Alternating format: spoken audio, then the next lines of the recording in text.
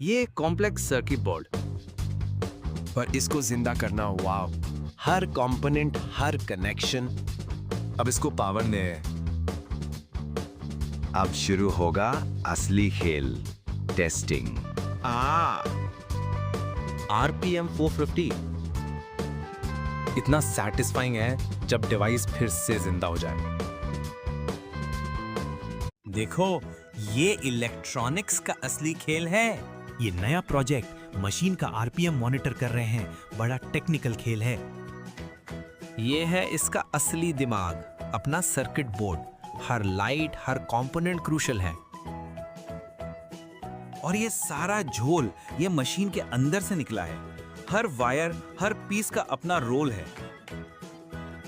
पर जब सब चल जाता है तो मजा ही कुछ और है।